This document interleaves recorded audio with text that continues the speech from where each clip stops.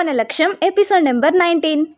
ప్రియుడి great skills and టాలెంట్ని చూసి ముద్దుగా మురిసిపోతూ టీవీలో చూపిస్తున్న మనోజ్ని ప్రేమగా చూస్తూ టీవీ ఆఫ్ చేసేసి ప్రియుడి ప్రెజెన్స్ని తనువంతా ఫీల్ అవుతూ బెడ్పై అలా పడుకుందో లేదో బయట మనోజ్ వచ్చిన కారు సౌండ్ వినిపించి పరుగున కిటికీ దగ్గరకు వెళ్ళి చూస్తుంటే అప్పుడే కార్ని గరాజ్లో పార్క్ చేసేసి స్టైల్గా కీస్ని ఎగరేస్తూ నవ్వుతూ వస్తున్న మనోజ్ కనిపించి గాల్లోనే ఒక ఫ్లయింగ్ కీస్ ఇచ్చేస్తుంది తన బేబీకి. మనోజ్ లోపలికి వెళ్ళిపోయేంత వరకు చూసి తను అటు వెళ్ళగానే చెంగున ఎగురుతూ బెడ్పై చేరి కావాలనే నిద్రపోతున్నట్టుగా యాక్ట్ చేస్తుంటే అప్పుడే డోర్ తెరుచుకొని లోపలికి వస్తాడు మనోజ్.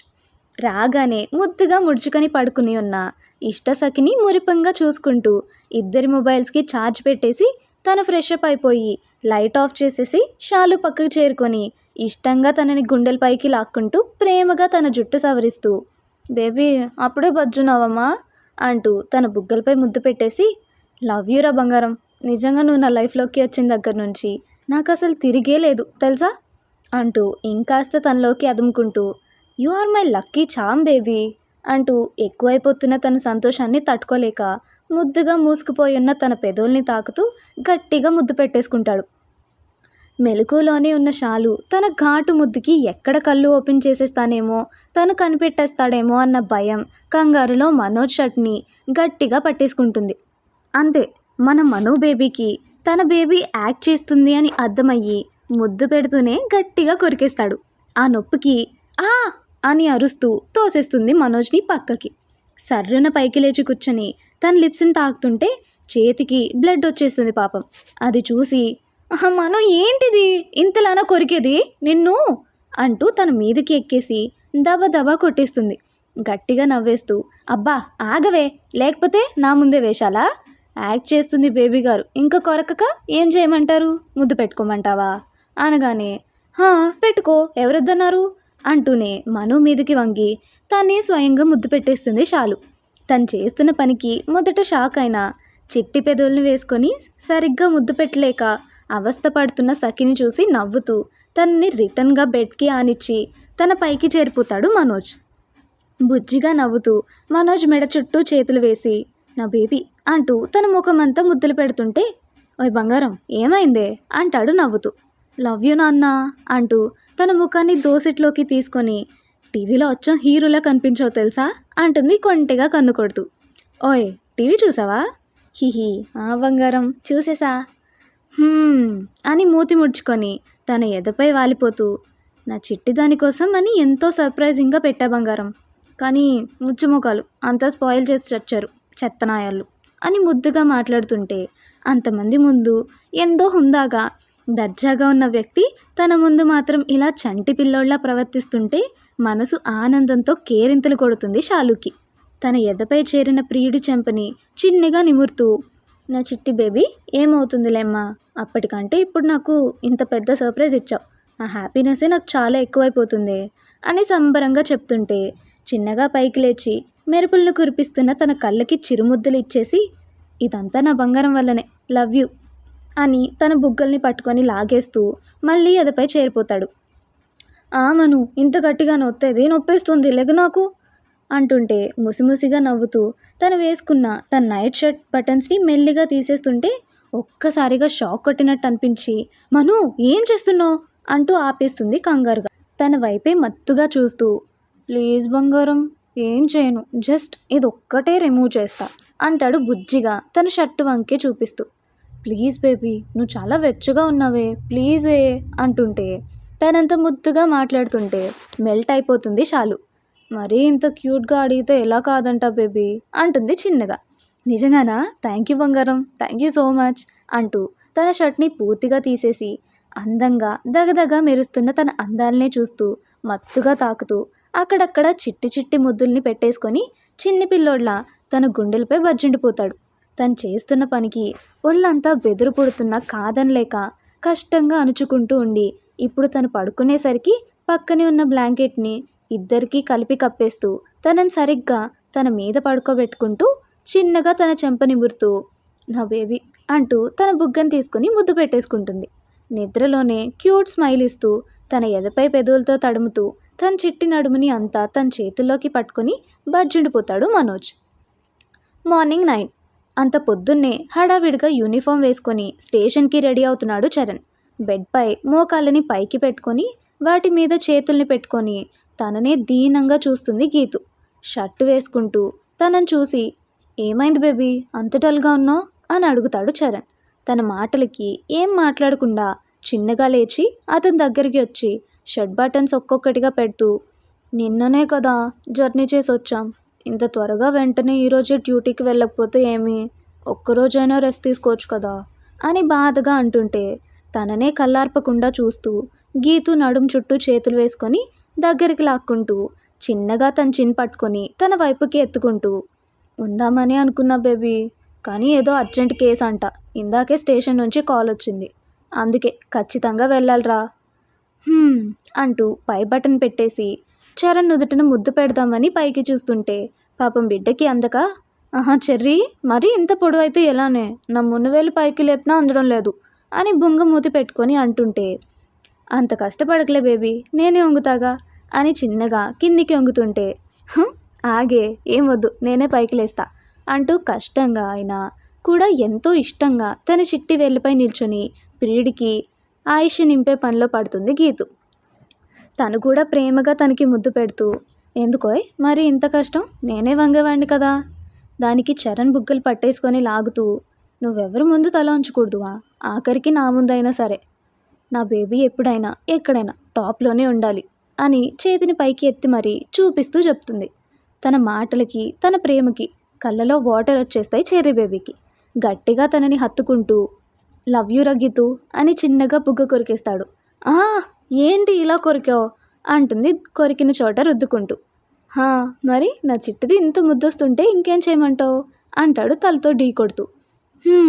అని చిరుకోపంగా తన్నే చూస్తుంటే ఇంతలో, నాన్న చరణ్ టిఫిన్ చేద్దురు రండ్రా అంటూ పిలుస్తుంది మన రాధత్త. అత్త వస్తున్నాం అంటూ, దా బేబీ వెళ్దాం అంటూనే ఇద్దరు కిందికి వెళ్ళిపోతారు.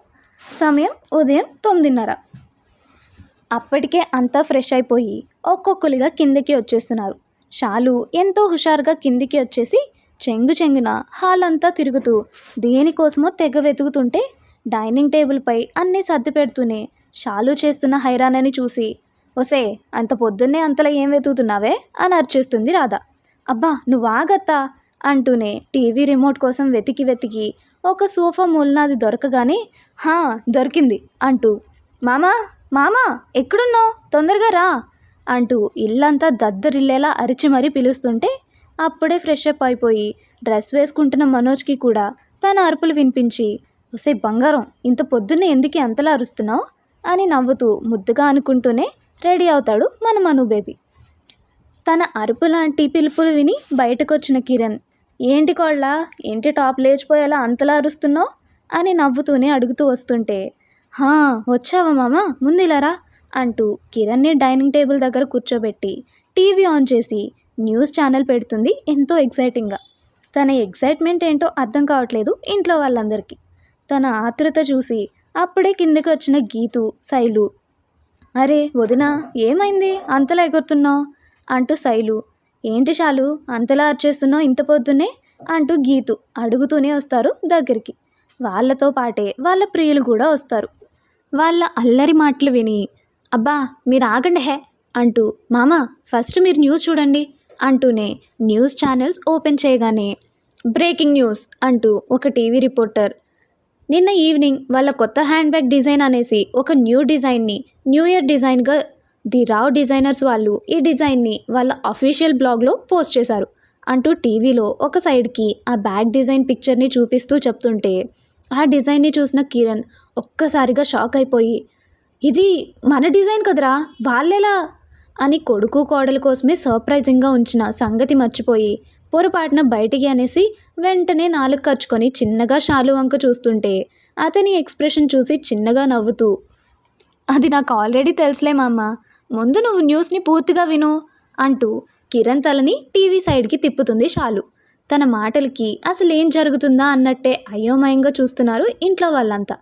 ది రావ్ డిజైనర్స్ వాళ్ళు వాళ్ళ అఫీషియల్ బ్లాగ్లో పెట్టుకున్న ఈ డిజైన్ వాళ్ళది కాదు మాది ఆ డిజైన్ మీద సర్వ హక్కులు మాకే ఉన్నాయి అంటూ Varma group of company CEO అయిన మిస్టర్ మనోజ్ కుమార్ వర్మ గారు నిన్న నైట్ పెట్టిన లైవ్ ప్రెస్ కాన్ఫరెన్స్లో మాకు తెలిసిన నిజ నిజాల వల్ల ఈ design own asset actually property rights Varma groups వాళ్ళవే అని ప్రూఫ్ అయ్యాయి.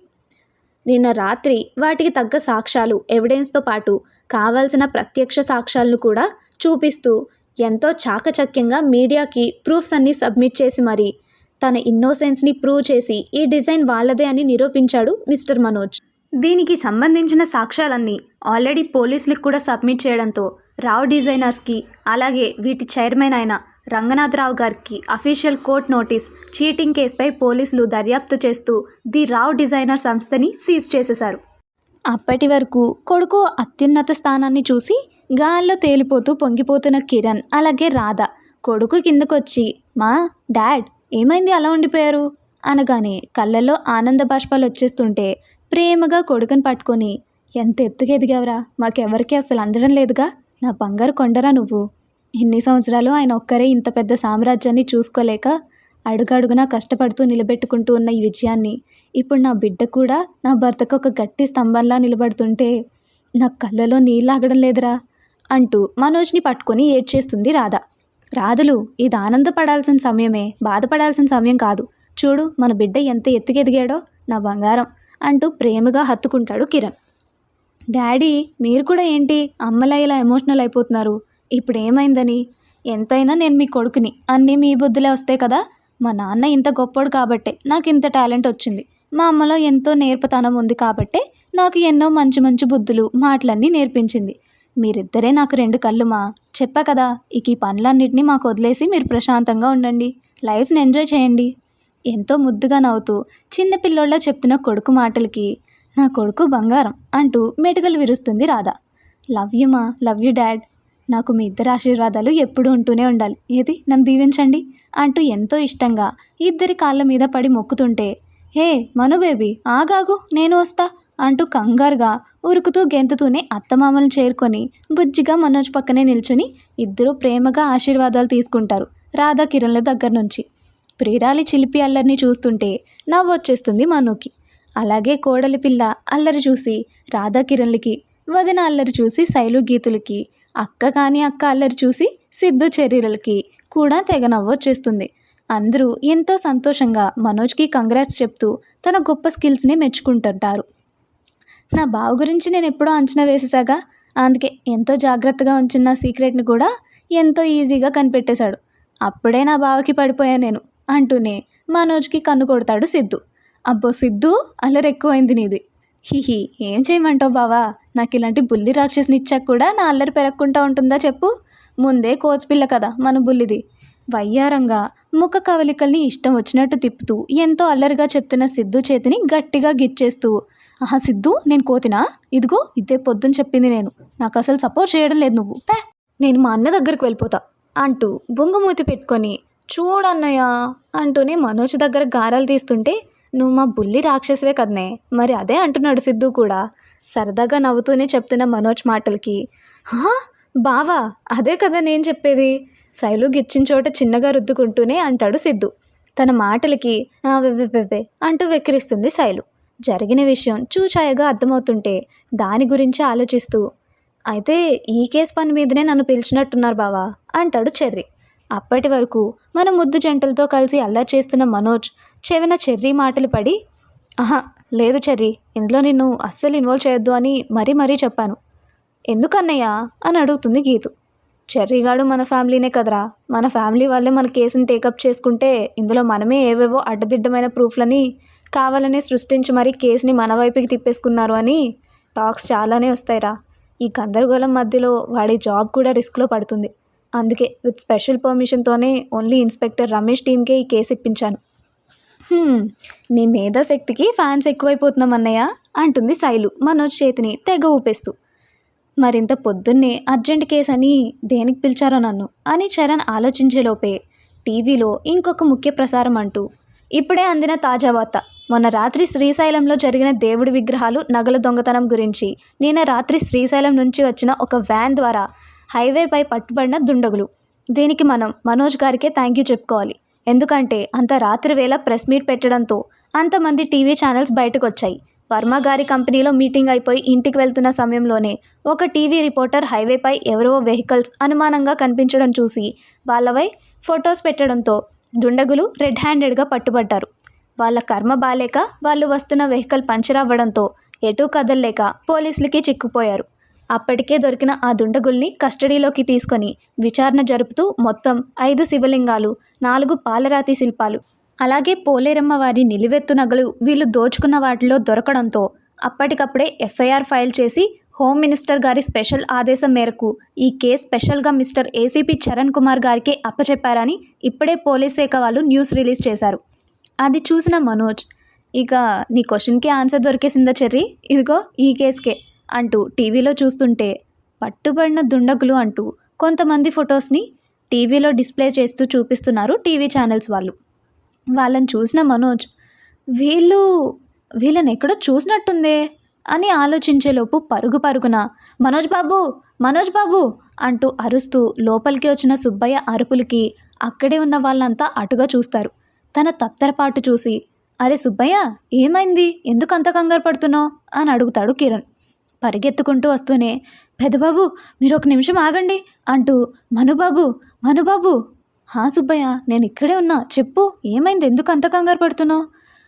అదిగో అంటూ టీవీలో చూపిస్తూ, వీళ్ళే బాబు వీళ్ళే అంటుంటే ఇందాక నుంచి ఆ దొంగ శాల్తీల్ని ఎక్కడో చూసినట్టుంది అన్న మనోజ్ అనుమానపు చూపులకి సుబ్బయ్య ద్వారా వాళ్ళని ఎక్కడ చూశానో కన్ఫర్మేషన్ వస్తుంటే, హా సుబ్బయ్య వీళ్ళే కదా నిన్న మన వ్యాన్ని అడిగింది?